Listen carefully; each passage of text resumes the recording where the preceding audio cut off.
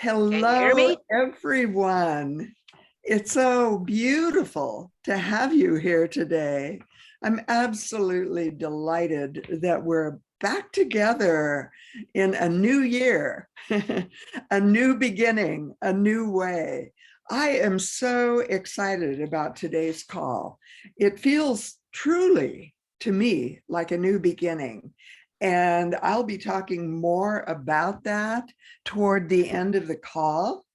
And but first of all, I want to uh, talk about some of the things that were in the email that we sent out. And probably some of those things were part of what brought you here. And I'm so delighted to see names of people I love and people who have been important in my life. And I am really looking forward to this new year with curiosity and hope and divine anticipation. And what I know is that this year, 2022, is part of a cosmic cycle, opening us into something that is beyond anything that we have ever experienced before. Can I tell you what that is? Actually, no. And the reason I can't tell you what that is because no one can describe it. None of us have ever experienced it before. And yet, it is part of the cosmic timing, bringing us into this experience of a new world. It's been predicted biblically in the last chapter of Revelation. It's called Heaven Returning to Earth. Does that mean that that's going to happen this year? Well, one piece at a time, and you might be part of that piece. You might be one of those souls that are here because it was what you came for, to guide other people through and to open the windows of heaven in order that other people can see what that means, what that feels like, and how they, in fact, are called to be part of it.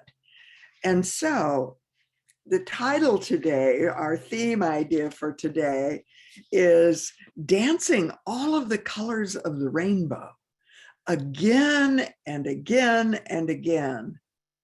And I started out by saying, hello, everyone. Hello, world. What I've never said before is one of the reasons I say hello, world. Let me share that with you. This is an example of past, present, and future as one. It's an example of imprints that happen in time that become timeless. It's an example of vision creating itself in you and through you in the midst of trauma and shock and surprise and sorrow. That phrase, hello world, was the phrase that was on the answering machine of my beloved for 3 years during the time that I knew him again when he found me in our 70s. We'd known each other in our teenage years, and he found me again in our 70s. And anytime I called him that he wasn't home, and that answering machine started out with, hello, world. I've never told that story before. It's past, present, and future as one. It is the story I'm entering this new year with. And to me, hello, world has a whole different meaning. So powerful, so important, so incredibly significant in my life and in your life. What I promise you is that there's going to be a call to action at the end of this call. It'll be about sending me an email. So it's not going to cost you a thing except a willingness and a message that explains briefly, 10 sentences, maybe only one sentence, where I am, where I want to be, how it is revealing itself in my life. So, what does dancing all of the colors of the rainbow again and again and again actually mean for you? I just shared an example of what it has meant in my life. What I taught for many, many years when I was a senior minister at Unity of Tustin, and I would teach classes. And I often did a class every single year on the codes of co-creation because it was my favorite thing to teach. And I would always start with drawing a picture on a flip chart.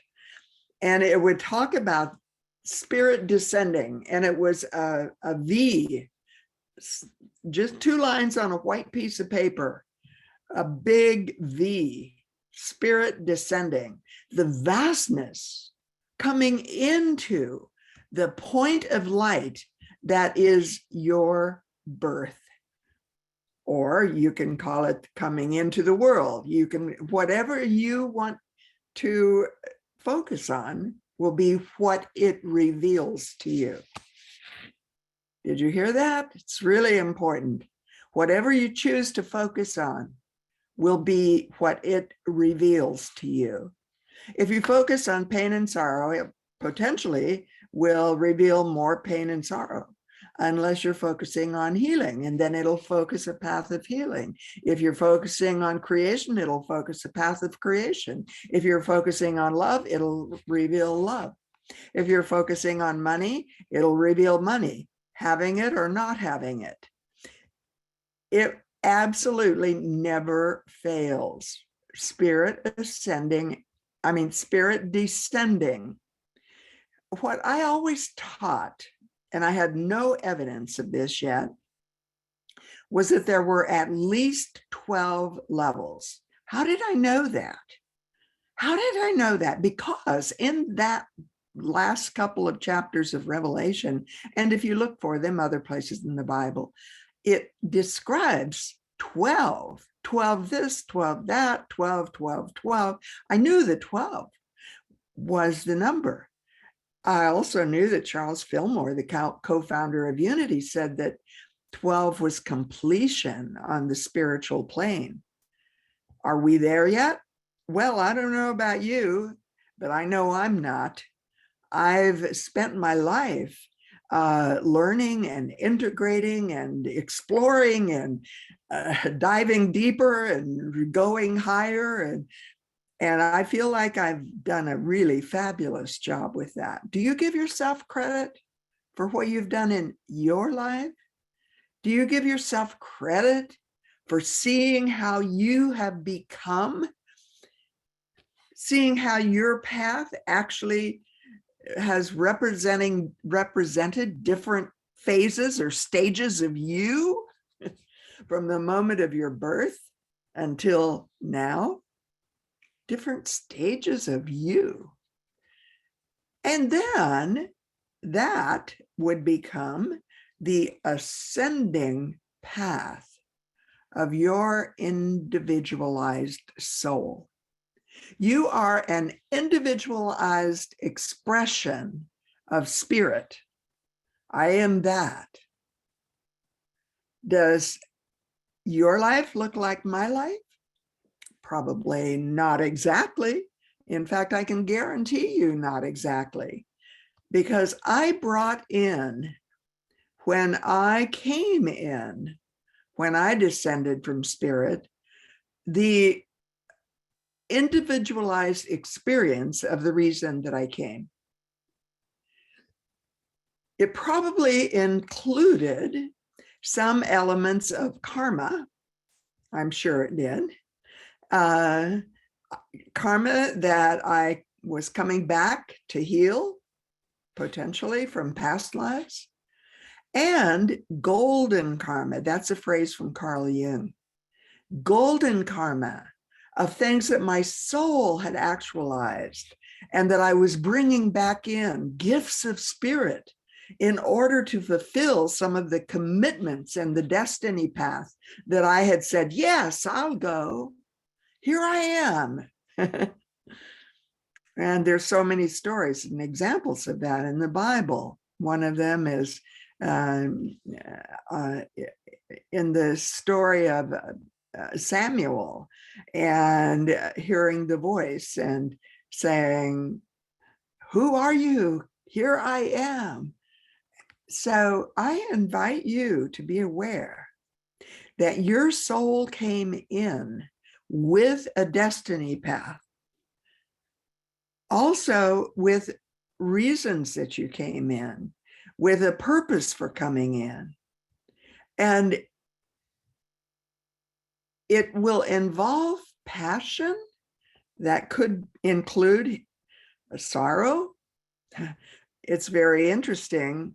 In the resurrection story, it is preceded by Passion Week, and that includes crucifixion. We don't always like to think about that in our life, and we don't like to think about the fact that that may in fact have been part of the plan, that we had to experience some of the darkness in order to learn and go through our PhD in light. Darkness in the beginning, there was darkness and void on the face of the water. And the water is your unconscious. Darkness and void is where it all starts. And then the invocation is, let there be light. So let's do an invocation right now. Let's invoke that light. And so we simply say, come, Holy Spirit, O beloved one, come upon us. Fill us with your presence and your power. Reveal to us your plan in our lives. Show us the way. And if you're willing, in the silence of your own mind, or even aloud, you can say, I am willing. I am willing. Show me the way. Reveal to me your plan, your purpose, O beloved one, Holy Spirit.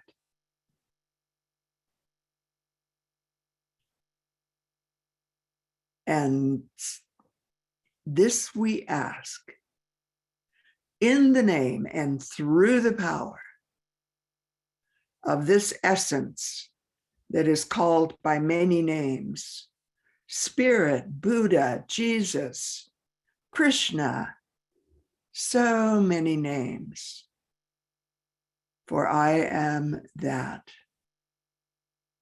the all that is, this field of darkness and light that is part of the co-creative process.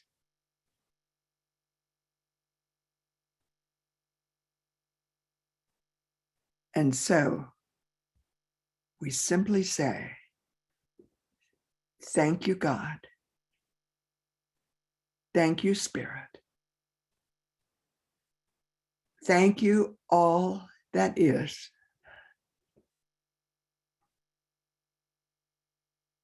And so it is.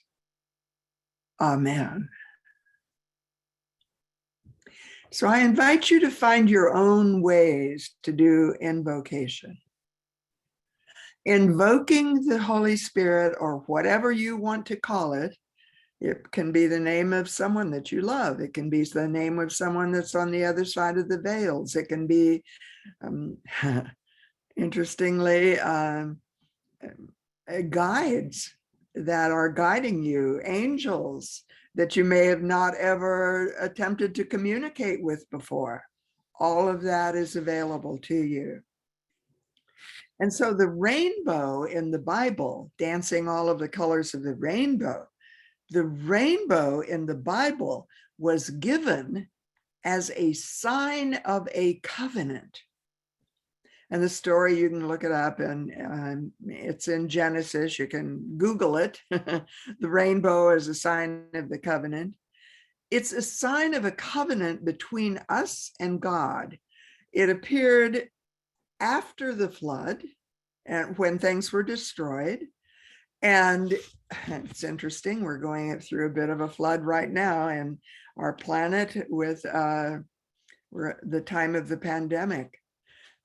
And it is a promise.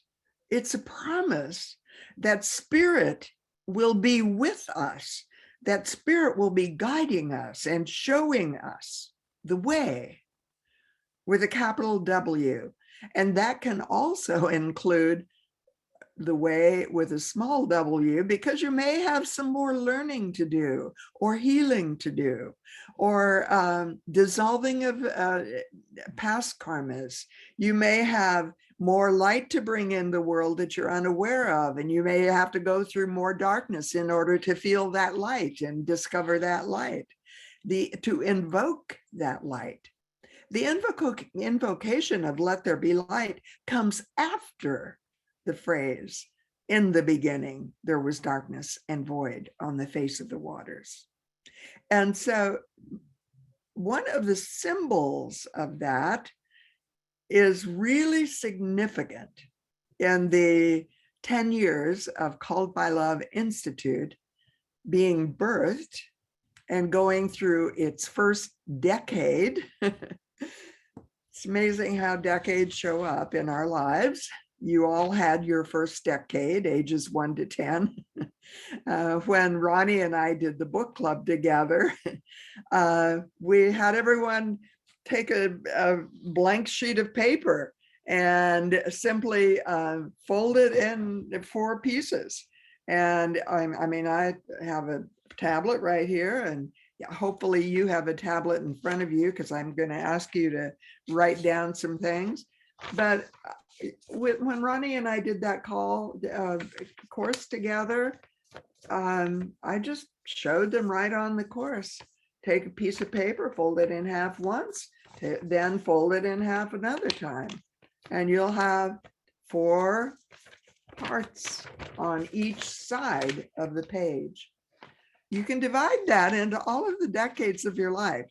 I'm not telling you to do it now, because I don't want your human mind to take over. I want you to stay in your heart, and I want you to stay in the experience of love.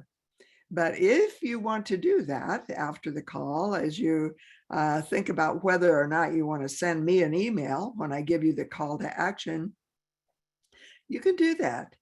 You know, the first decade is 0 to 10. Second one is 10 to 20. And so on, all the way through 80 and beyond, which happens to be the decade I'm in now.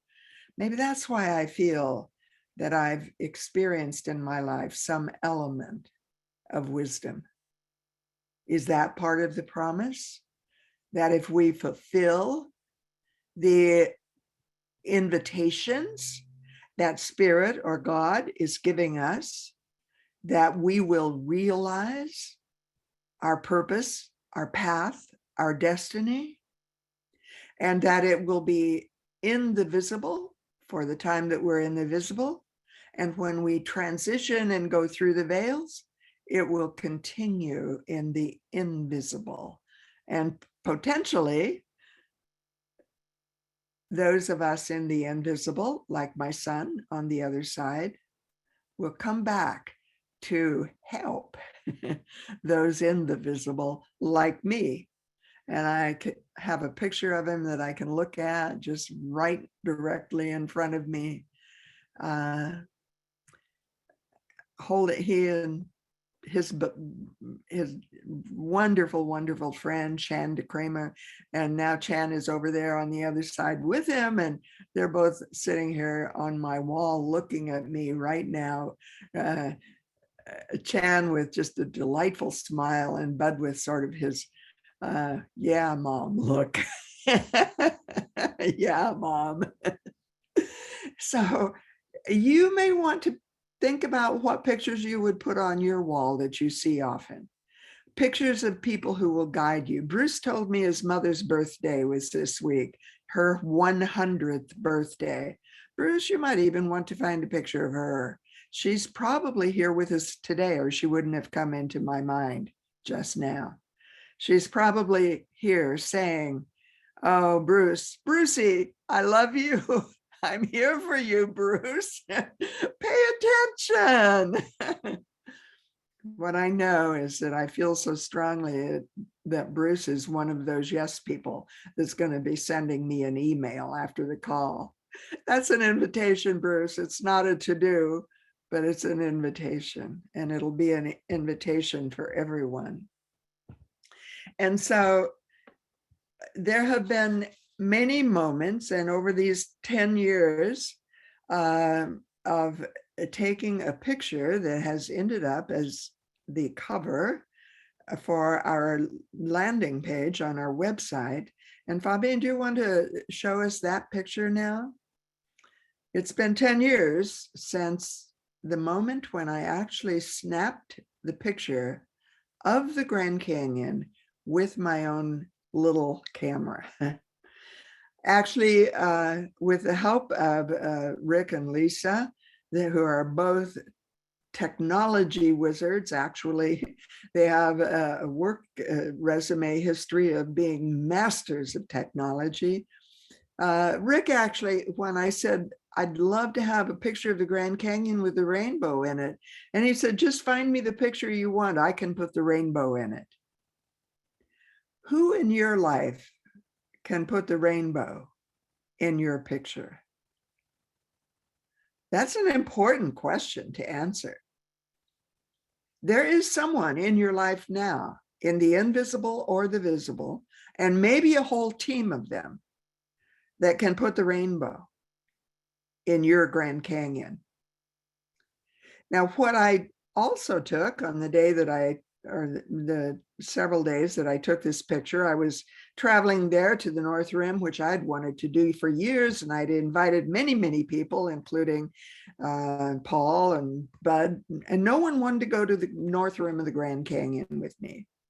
And I was wanting to go again. And I finally decided, if no one wants to go with me, I'll just go by myself.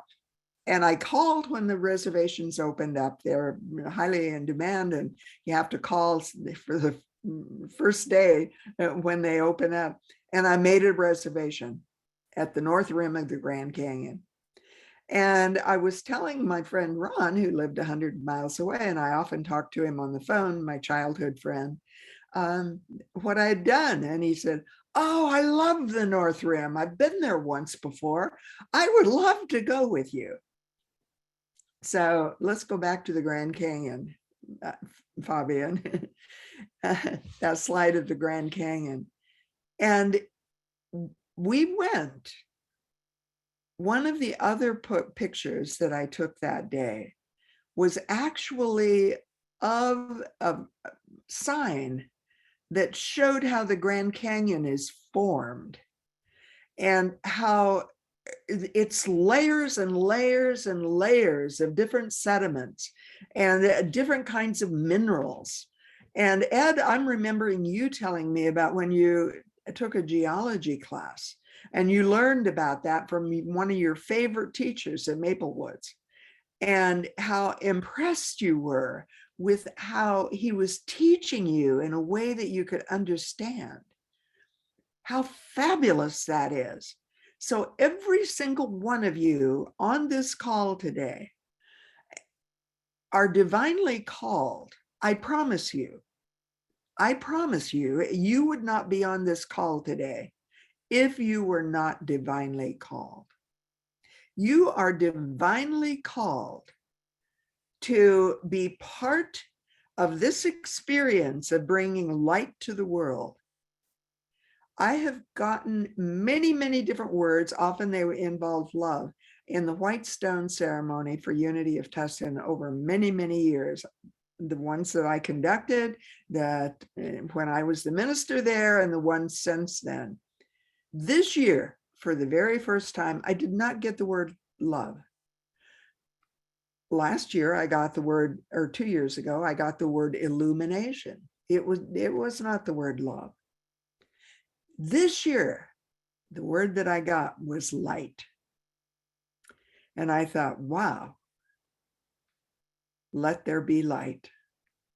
We're back at the beginning, dancing all of the colors of the rainbow again and again and again. And so over the 10 years since the moment that I took this picture, I have seen the miracles. And now you can go back to the gallery view, Fabienne, thank you. I have seen the miracles. So what about you? Have you seen the miracles in your life? Can you identify them? Can you just write down one word or a very quick phrase to remind you of what they were? Have you seen the waves? Have you seen how you've ridden the light, you've gone into the darkness? It's like riding the waves in the ocean. If you're surfboarding, you ride the high waves, and always it involves that going back into the water. And in real high tide waves, you actually have to be very, very careful that you can come back in and breathe again. And so there's skills that you have to learn to ride the waves, because you're involved in both the shadow and the light. In Genesis, it calls the darkness of the evening and the light of the morning. And what I also know is that I've also experienced the rain that comes before the rainbow. I think we all have. What has been the rain in your life that came before the rainbow? Was it a divorce? Was it losing your job? Was it a death? Was it something that overwhelmed you in some kind of way or another? In my son's life, it involved a period of time of drug addiction, for example, and that brought him back home. That brought him back into selfless service. That brought him back into willingness. Amazing. Sometimes it takes some of our difficult experiences in order for us to know the light that we are invoking through going through the rain that comes before the rainbow. So there can be tears. Those tears can sometimes be sorrow. Certainly I experienced those in moments of death in my life. As early as when I was 11 years old. This is in the second decade of my life. The death of my father. I experienced it in the death of my mother and father on this plane, stepfather. I experienced it in the death of my son when he was 45 and I was 65. So when have been those moments of darkness in your life, and how have they showed up? Those are some of the repeating patterns that I'm talking about when I sent the email out this morning about repeating patterns. They may shock you, they may surprise you. Depending on what story of the apartment house, a 12-story apartment building you're living in now, you're going to have a different view of what they looked like. So imagine that your life is a 12-story apartment building and there's a penthouse on the top. And the view is spectacular. You have the whole penthouse and you can look in every single direction and see all of it. I actually had this dream the night before I gave my talk in ministerial school. So it's another story from my life. It's in my book. So you can see all of it from the penthouse. But if you're still living on the first floor in a period of darkness and feeling overwhelm and shame, or really, really deep darkness, which in some people's life, for example, Even in my son's life at times, he didn't even want to live. And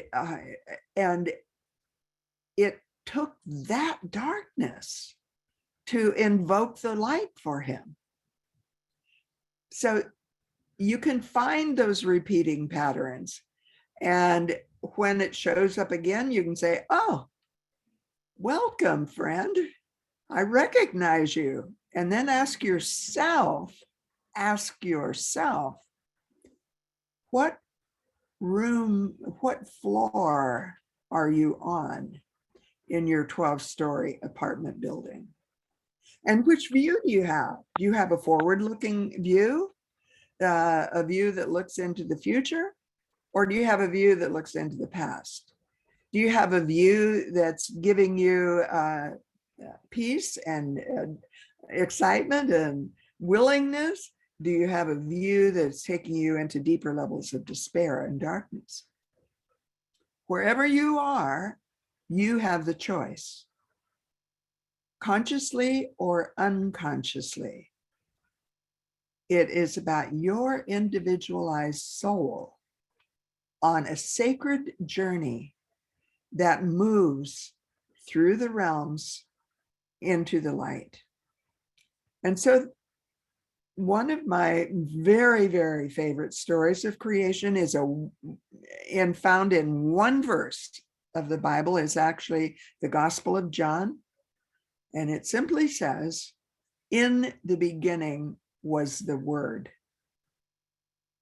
and the Word was God. And then it describes how it comes into form, and about 3 verses later, it talks about there was a man named John. Well, who is the John in you that begins to connect with that light? And that person begins to become a teacher of that light in your life. And so I invite you to begin to think of your life in these kinds of ways. And we're going to go into, we're going to include some times of writing today, actually 3 times. And we're going to just do 3 minutes for each time. What I find is that if we don't provide for the 3 minutes of the silence, the introverts never get engaged. They get lost in the extroverted energy that's so willing to speak out first. And the introverts often withdraw and do not speak. So we're going to have 3 times of 3 minutes today. And Fabienne, let's go to the first slide, the next slide. And so here's that quote that I've been referring to. And actually, this came out of the email I sent you the first one. It is the beginning of a new year, an exciting time filled with hope and curiosity and divine anticipation. So feel into those words: hope, curiosity, divine anticipation. We are in the process of a cosmic shift. That is something I've become aware of through my deep dives into astrology over the past 2 years. I never paid any attention to it for 80 years of my life, except maybe reading a newspaper or once in a while over a period of that time, getting in somebody to read my chart, and then I quickly forgot about what they said. I'm not forgetting anymore. We are in a process of a cosmic shift. We are opening into a vastness that is beyond anything we have ever known with our human minds. This is a shift out of the earth signs into the air signs. So if you know whether you're an earth or an air, you'll know what that means. But this is a shift into the air signs, and it's a vibrational shift in consciousness that if you get on any of the calls that people like Pam Gregory, who's a very esteemed astrologer, do. They'll talk about what this shift means. 2022 is just the birthing part of it. It's still including some stages that are in the womb, and we still are going to have some labor pains ahead of us before that baby crowns and begins to come out into the world, and may need, in fact, a time of being cherished and nurtured and loved.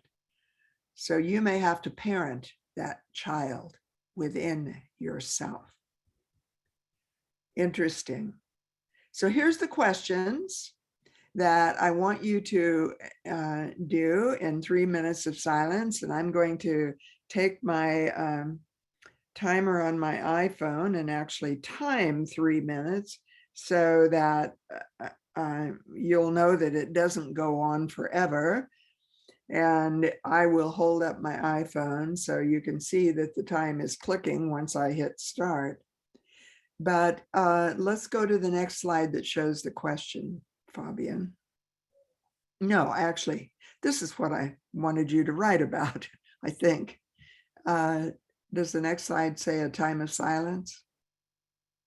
So I want you to write about times when you felt a new beginning and felt excited. Ed, you and I are long time friends. We've known each other almost 50 years. One of those times of new beginning for you and I was when we met each other. A new beginning, feel the energy of what that could mean in your life. Was it an exciting time? Was something about that time filling you with hope or curiosity or divine anticipation? Do you have some of those feelings right now? And how have you seen them at other times during your life? Ed, I think you saw them when you went to Boys Town. A new beginning.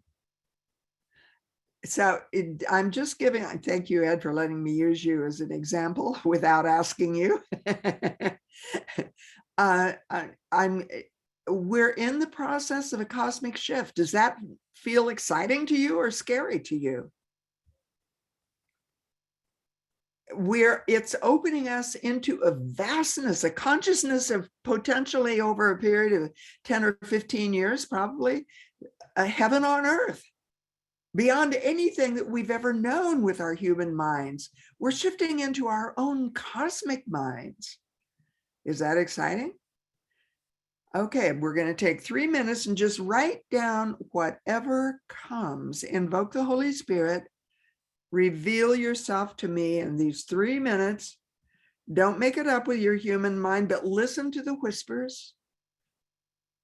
And just write down 3 or 4 words, or maybe nothing. You could say no thingness. That's a word in itself. Nothing comes. No thingness comes. I'll explain that to you later. Or other words or phrases. So go to the next slide, Fabienne.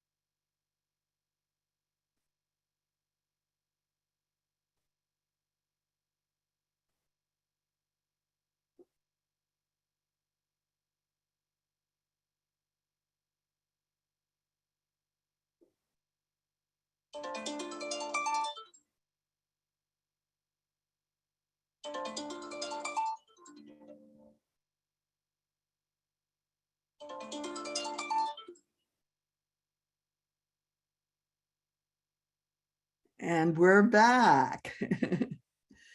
Now we're going to be doing sharing after we do each of the 3-minute sections, because some people will get nothing on some of them. Others will, and then they'll get something on one of the next ones. So we're doing 3-minute sections. That's 9 minutes in total, but for you to be in this introspection, it's a practice, actually. It's a spiritual practice. It's called inquiry. Who am I?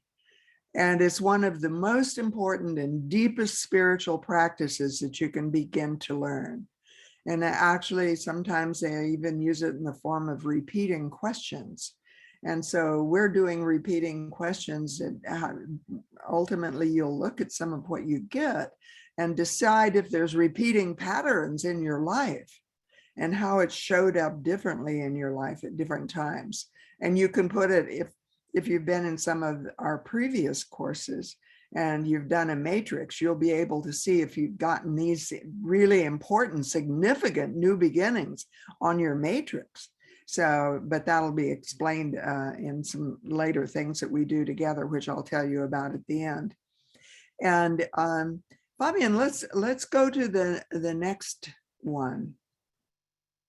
So, in addition to having this awareness of a whole new beginning and a new year and excitement and cosmic change and wow, heaven on earth, simultaneously, at the very same time, we have also experienced one of the most difficult times in our life, probably, or at least for the planet as a whole. And this has been 2 years of pandemic, going into another year now. 2 years of pandemic. It's involved change in people's lives, in your life. It's involved death. It's involved loss of jobs, loss of things that you thought would be in your life forever, perhaps. Dissolving structures. So much has changed. Businesses change. Financial systems are in the process of change. Government's in the process of change. We have one of the most polarized governments we've had in years, probably since the Civil War.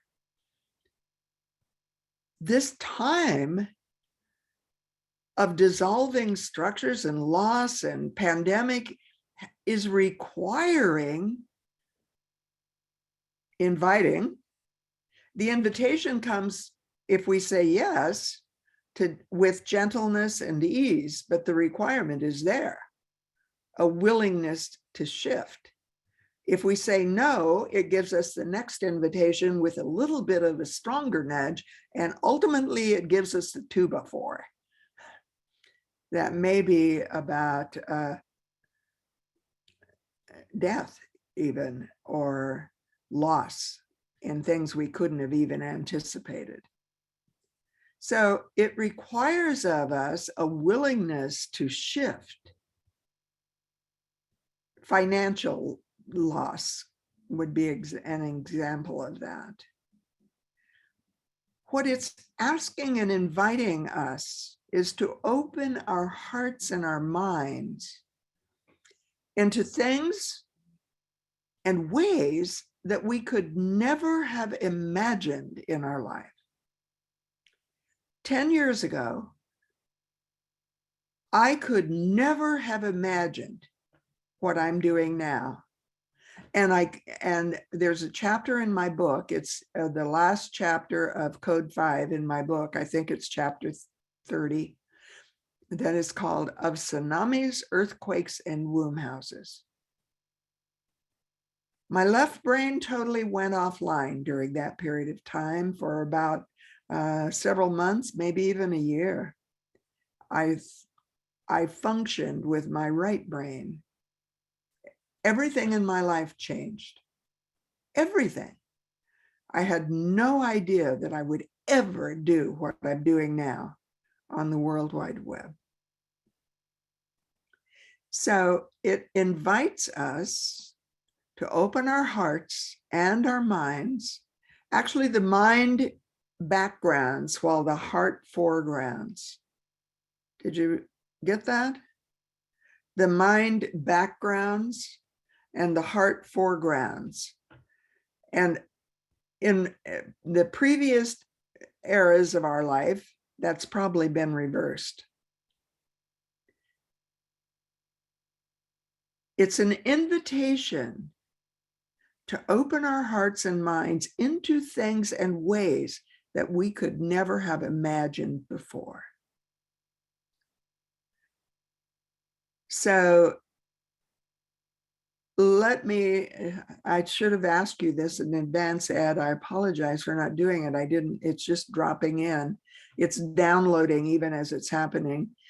So an example of willingness to shift and open our hearts and minds into things we could never have imagined before, included for you, Ed, going back to school. It included the loss of your job. They were closing an office. And it included going back to school at Maplewoods. I'm just giving you an example that's easy for you to relate to, hopefully. And out of that, going back to school, new people came into your life. Christiana Telly, one of your teachers that you still talk about, the teacher that taught you about geology, the experiences that you had never, ever imagined, Boys Town. So this is coming out of a time of change and loss and dissolving structures. So we're going to go back into 3 more minutes of silence, and I'll hold up my iPhone again, and you can see the time going by. So you can go to the silence slide, Fabienne. And in the silence, listen to the whispers and scribe what comes. Just scribe, how did these times of loss bring you into new beginnings that you'd never even thought of? And you're not going to have to share all of what you write, so know that it's private. If you share something, it'll be completely up to you whether you share it or not. I'm not going to tell you you have to share it with anyone. It may just be privately for you and only for you. And in the silence, oh, come, Holy Spirit, reveal what you would want us to see, what you would want us to know. In the silence for 3 minutes, in the silence.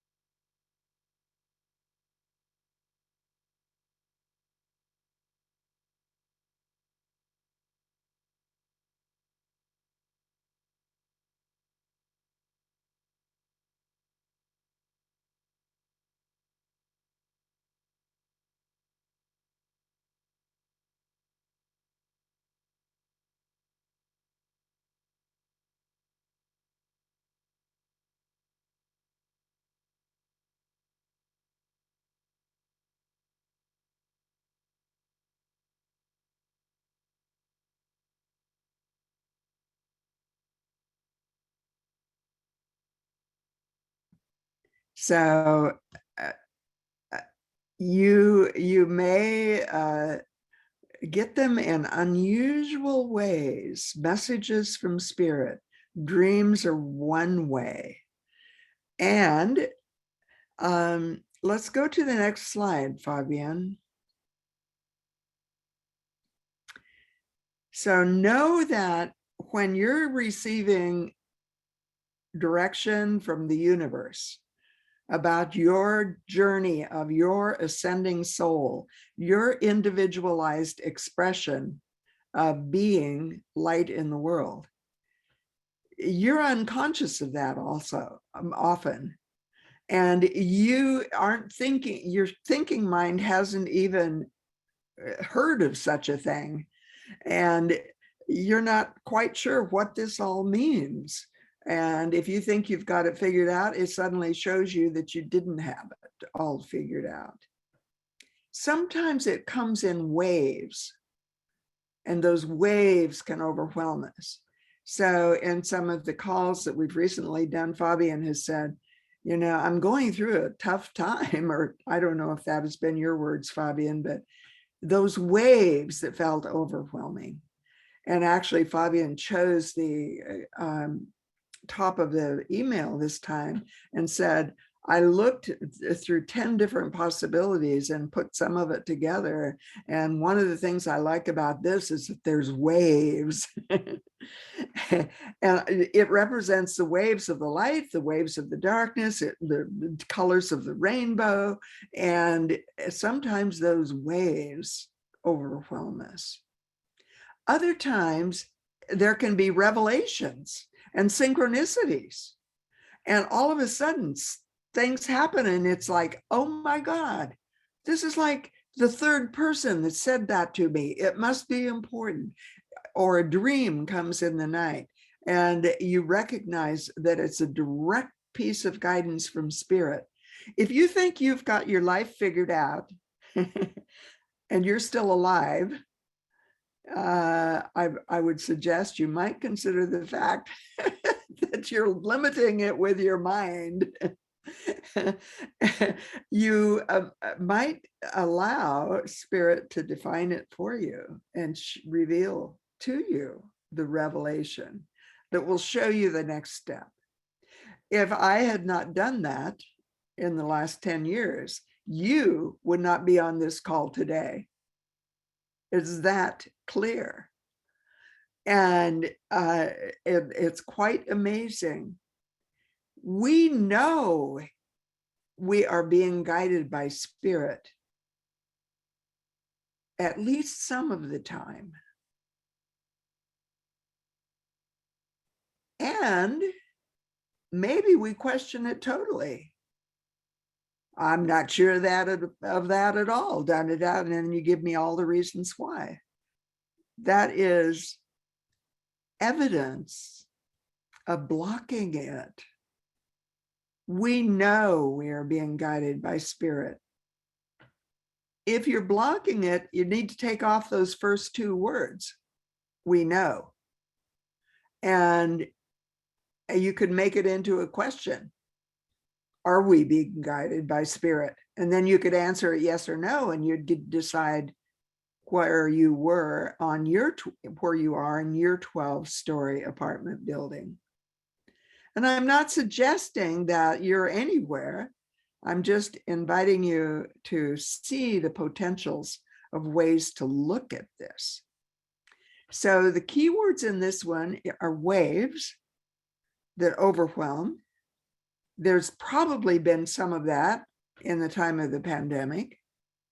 I felt overwhelmed when in the first 2 months when there was no vaccine, and Fabienne had to do all of the shopping because of the high risk of my age. And I mean, it was overwhelming for both of us, for her having to do all of the shopping, for me feeling the inability even to take care of myself. I'm used to being independent. So those are ways for you to kind of look at the way that waves can overwhelm us. Things happen. and how do we handle it? When Bud's death happened, it overwhelmed me. How did I handle it? When Ron's death happened, it overwhelmed me. How did I handle it?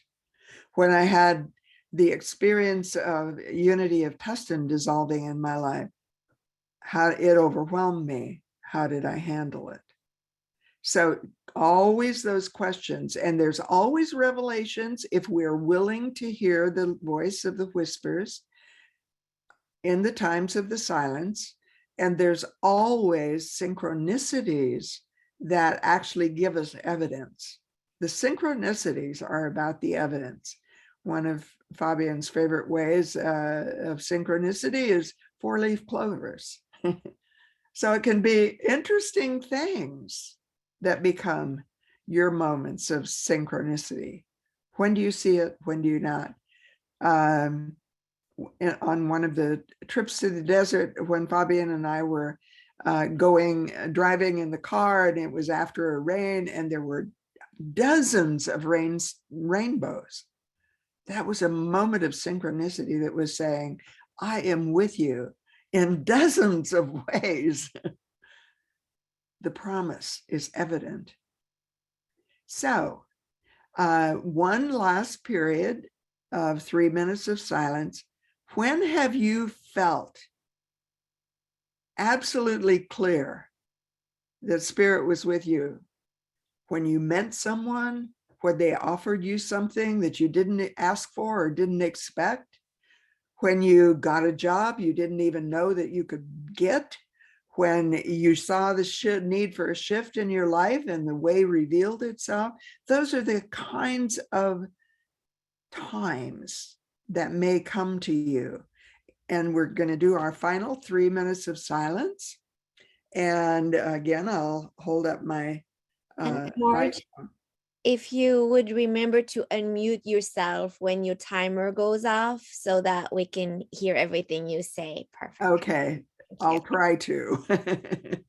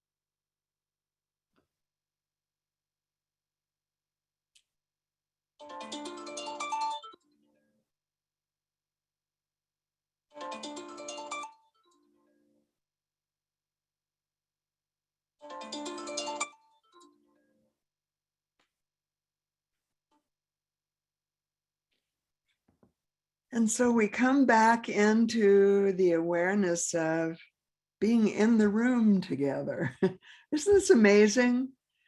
We're all over the country, all over the world, and we're in the room together.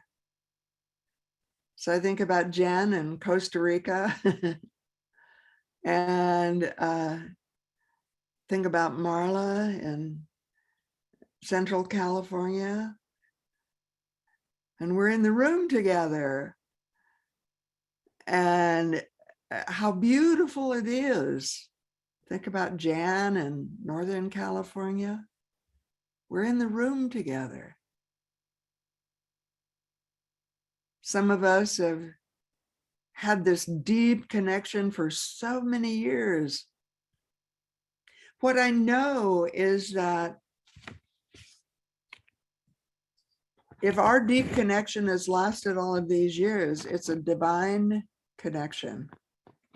It's a holy relationship. And the relationship itself has a divine purpose. And this isn't just romantic relationship. This can be a co-creating together relationship. One of the questions Jesus said was asked by the disciples, what shall we call you? Because they'd always called him teacher. And he said, you call me teacher, I call you friends. So the relationship shifted to friends. And I feel that shift now in the experience of Called by Love.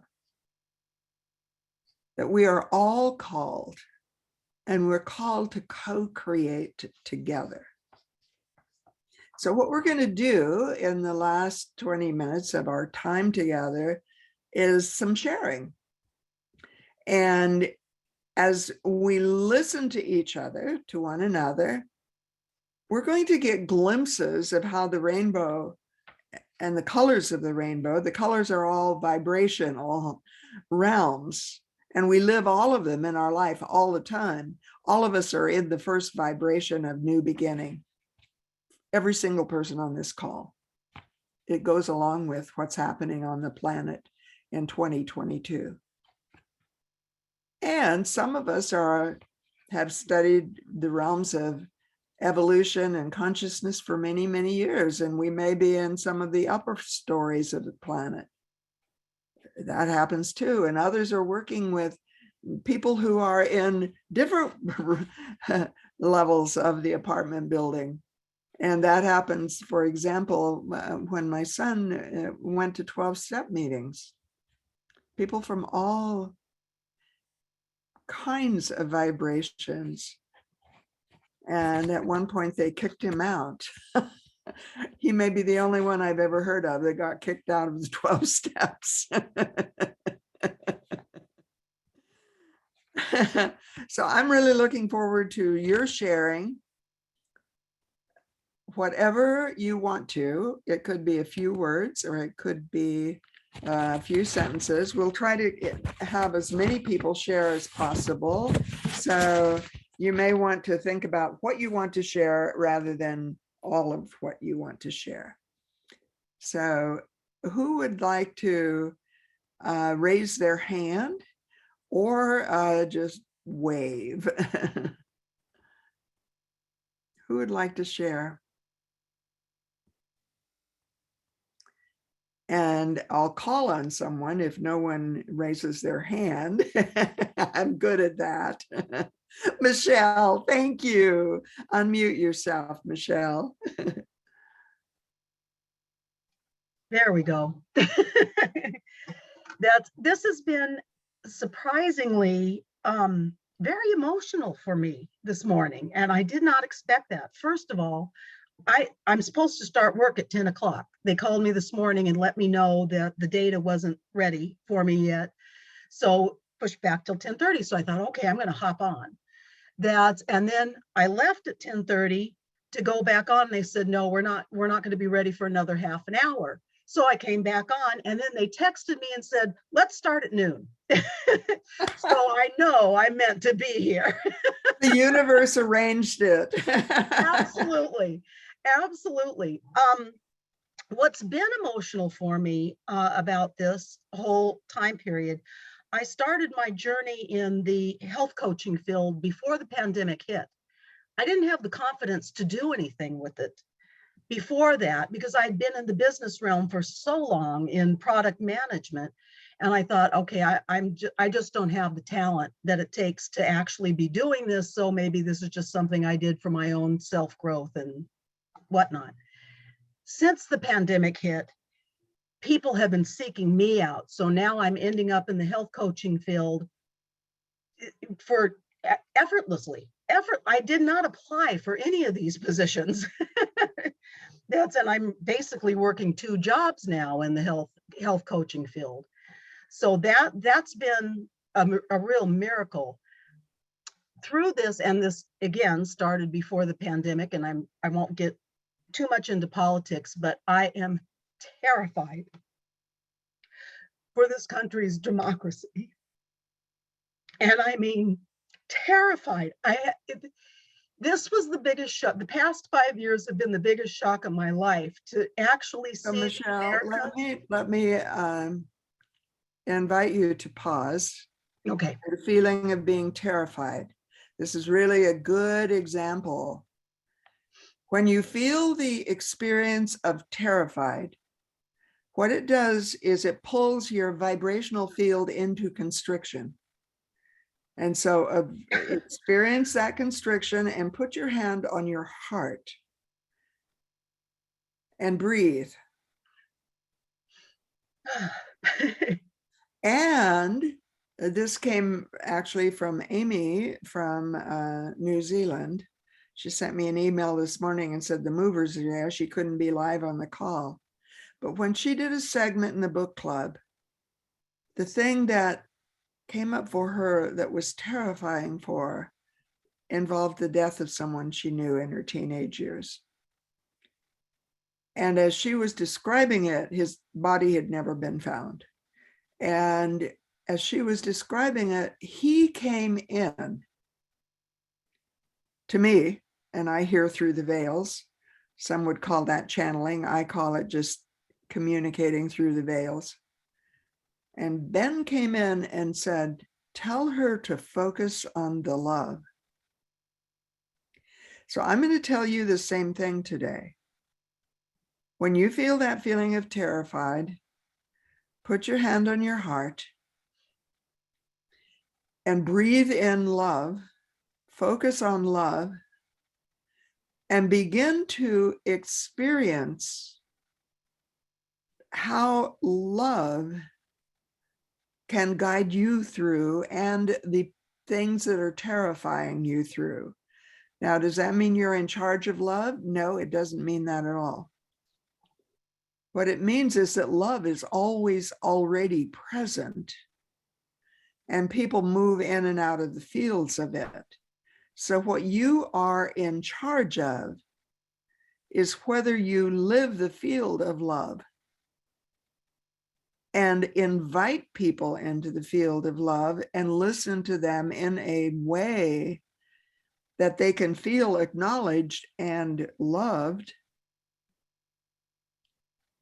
but not necessarily agreeing with them. I have that in my life now with people that I know who have a different view than I do of vaccinations. And living in the field of love can happen even when elements of fear terrify you. Choose to see the love. So go ahead with your story. That's it. And it's interesting that you brought up the vaccination part of that. That's I have several friends that have a different viewpoint than I do about And that. that's all it is a different viewpoint. Exactly. And I try to listen and understand how they feel. And I really do understand how they feel. But when you're met with so much science, facts, truth, Well, about they things, don't see it as science and facts. that's They have their that's own it. science and facts that give them a Exactly. different truth. So it's different viewpoints. It's different stories of the 12-story apartment house. And I'm not saying which one is higher or lower. That is not up to me. My human mind is not smart enough to figure that out. What I know is I can be true to my own heart. I am in charge of that, unless I go unconscious. And if I go unconscious, I act out and I go into the rage that I hate. I go into anger that I hate. Oh, And yeah. I have just lost my own alignment and contact with spirit. Mhm. It's wild. Yeah, it really is. There's been several times in my life that I have been literally slapped in the face with the fact that I have lost contact with spirit. And it's like I run to get back to it. Fabulous. Because spirit never leaves you. Uh-uh. Spirit is always there at every single level of the apartment building. You And I have find- it. That's a state experience. You can be on the first floor of the apartment building experiencing shame and wanting to die, and spirit's there with you saying, I love you. And whether you listen or not is up to you. You may have to come back and have another lifetime to experience that shame again in order to find your way through it.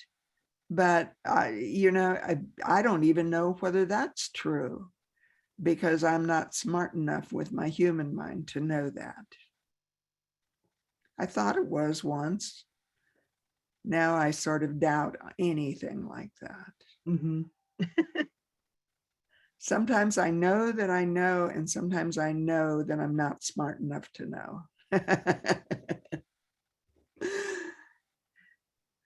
So I take another minute or so and tell us where you're going and where you're at now, and be sure you send me an email.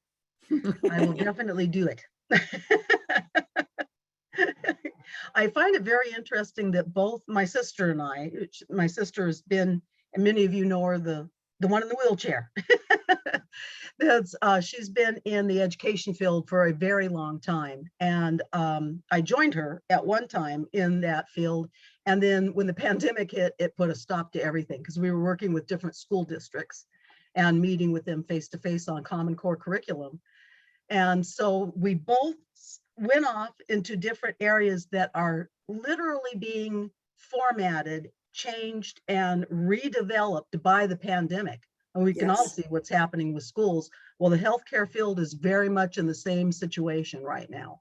So It's happening really, in business, it's happening in finance, it's happening in basic world. every single structure, Yes. every single structure that exists on the planet. Yep. Sharon's tutoring like crazy these days. That's like I was saying before, I didn't have the confidence to explore health coaching before, but they'd come after me now.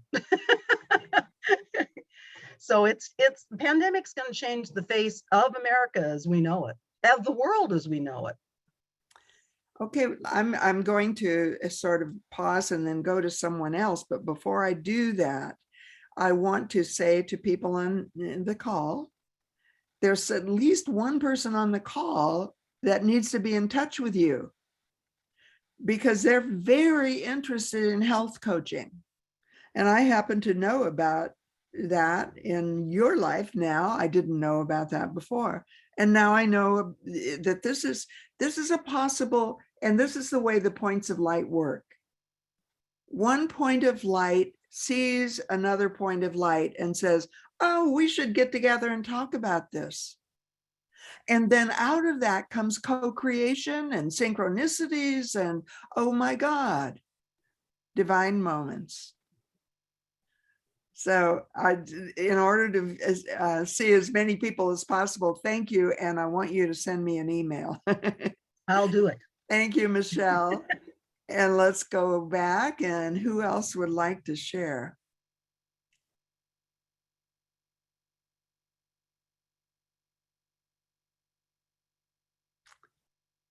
How about Patricia Thurman?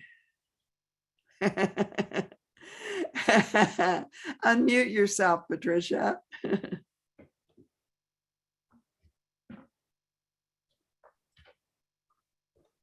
Dear Marge, it's been very revelatory for me this morning, and I knew I needed it.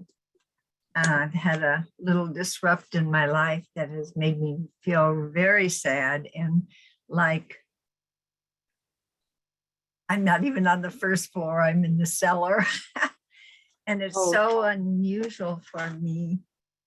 And I did so well through the whole pandemic and writing the book, as you know, and so on and so forth.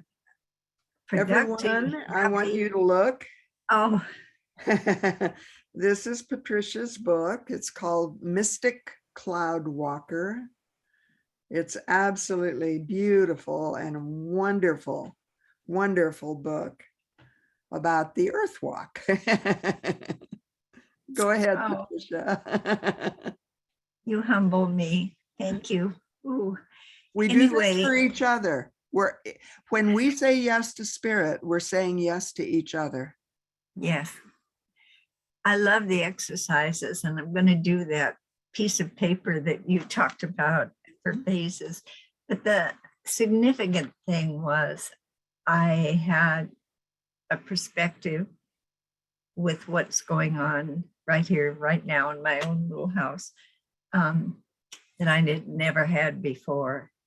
And I now know that the wave came in to almost drown me, as it had physically once. And I didn't realize the unconscious pressure I had been putting on a great-granddaughter. And I don't think either one of us could have articulated it or understood it. And something happened that was just bizarre out of the blue. Still, right. And there still hasn't been a resolve. But I realized that that was spirit breaking a pattern that was forming, that was not going to be the highest and best for either of us.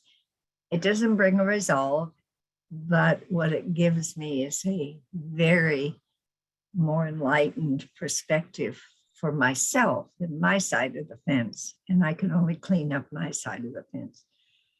And I am very grateful to you, Marge. Very, very grateful for this exercise, for the questions of probing and the moments of silence, because I haven't even been able to really touch that place, which, you know, I love to write. And I just, because the feelings were stronger than the connection, but I feel more reconnected. And for that, I thank you. I thank you all.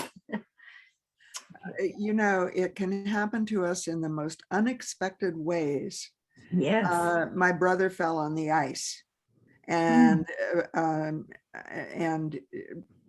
broke or shattered, or I don't know, cracked his shoulder bone and was in immense pain. And I mean, he became so angry. And as I would try to walk him through the levels, he would listen and become willing. And then he'd drop within 2 or 3 hours right back to the cellar. And it's so fascinating. In a piece of the conversation, he mentioned the name of a person who was my birth father's best friend, and referred to my our birth father's death when he was 9 years old. That gave me the clue for everything. He was tapping into something he had buried from the time he was 9 years old. So I hope you send me an email too, Patricia. You are an amazing, amazing soul, and you are destined to be a teacher of God. So I'm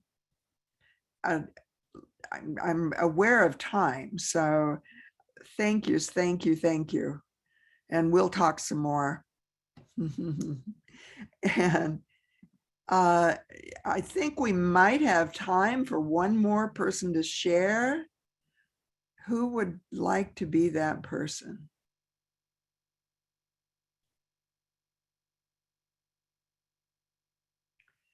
I don't see any hands. Oh, Ed, fabulous, Ed. Unmute yourself. Am I on okay? Can you hear me? You are, yes. Well, there's been something that's been haunting me for, well, not years, but recently.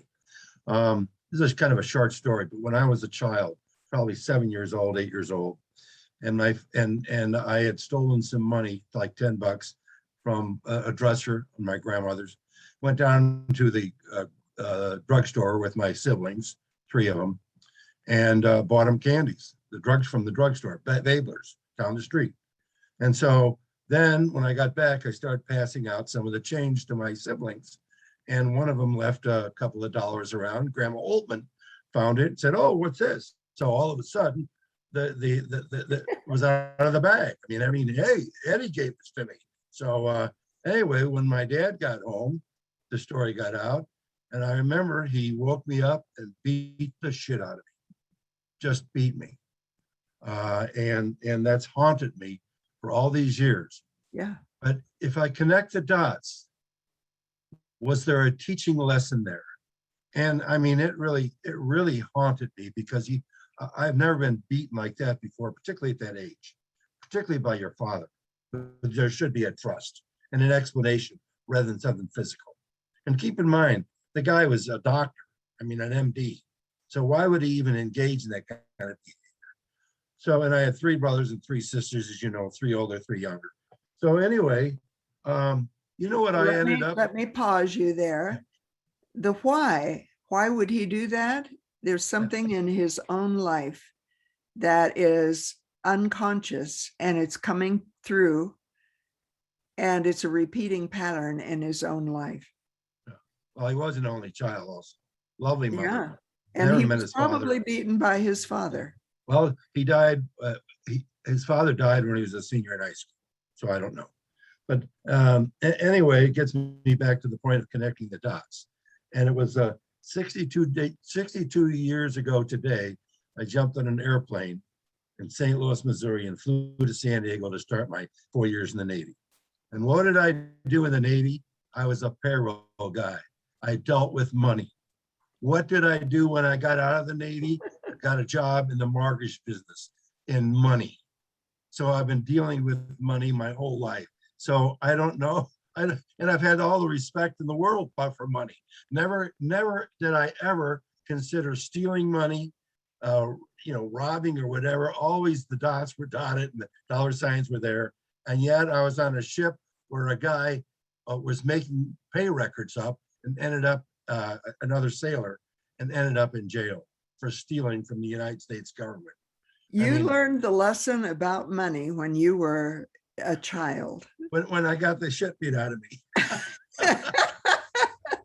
I guess the respect. So it's haunted me, and so I put those dots together. I says maybe there was something saintly. Absolutely, it's connected.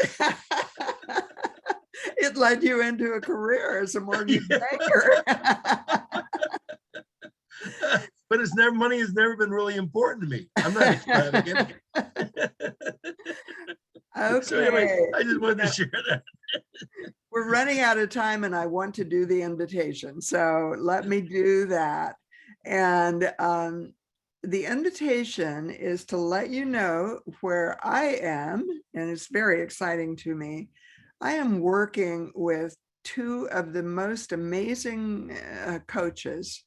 Actually, they have a platform that I'm learning about in the course that I'm taking from them that is called conscious marketing. I've hated marketing forever. I don't like even the word. Inviting is my word.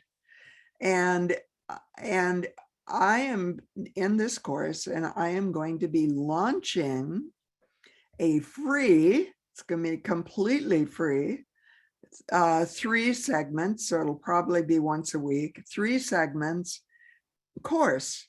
And it's going to be just similar to some of the things we're talking about here today. And it'll work somewhat with the matrix of our lives, and putting it in very simple language and putting it into the language of love.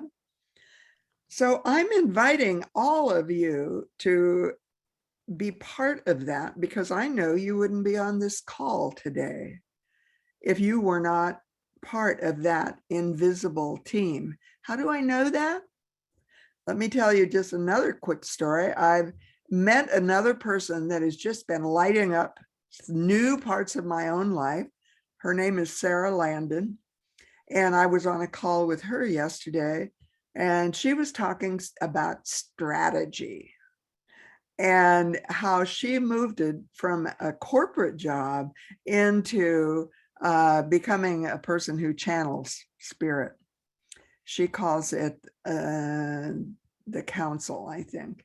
And I shouldn't say that, because often things turn out to not be true when I say I'll never call myself a channeler. There, I said it. However, what I know is that I hear through the veils.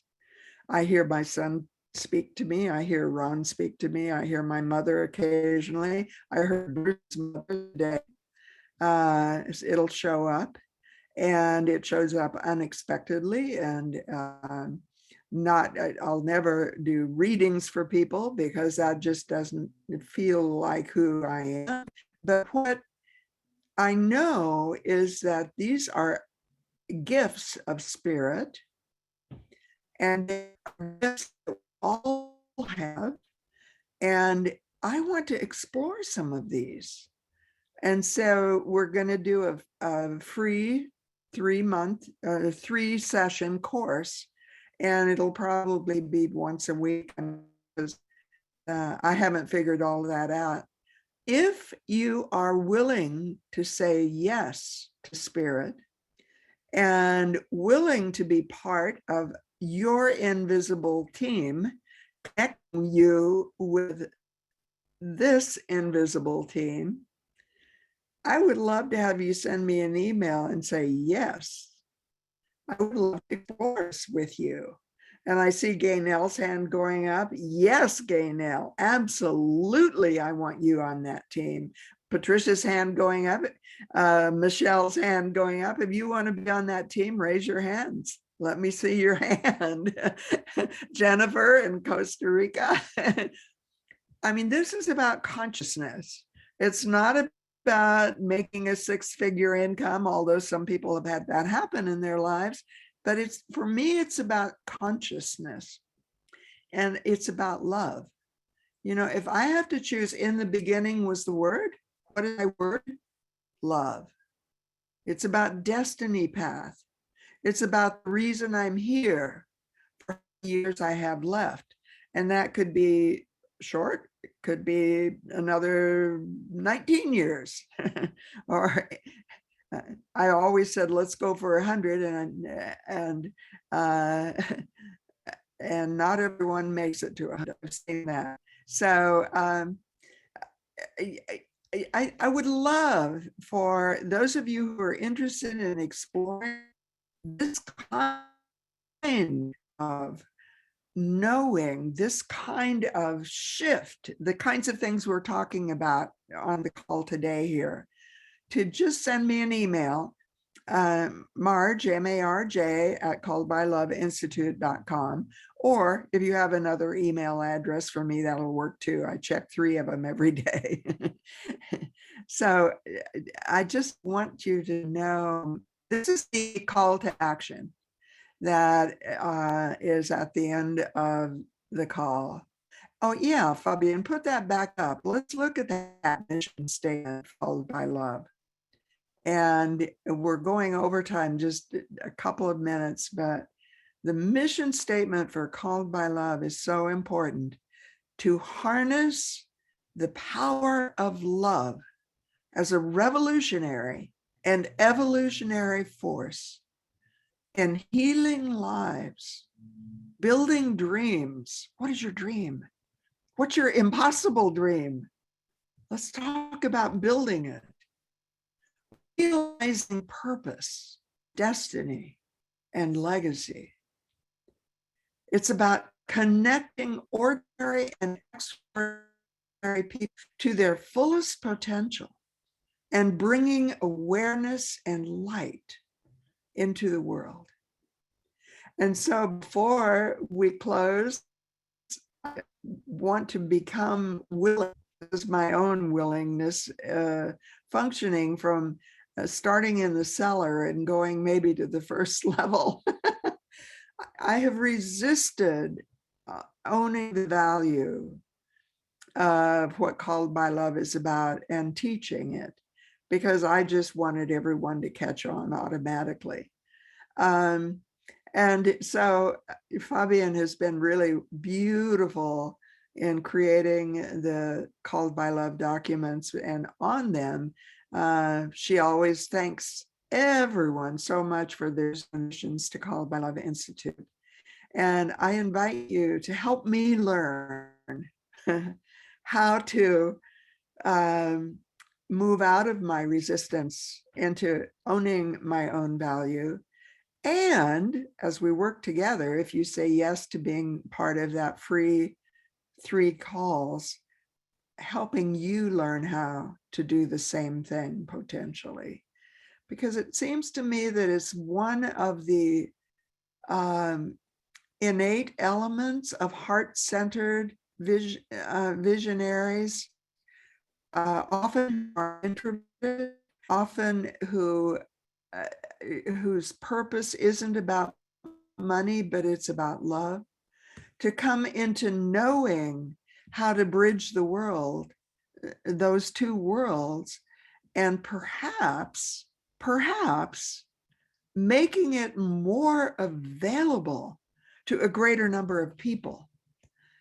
The statistics about how many people are going to be reached by the internet in the next 10 years are just astounding. Everything is changing, from live presentations on a bricks and mortar platform into the realm of the World Wide Web.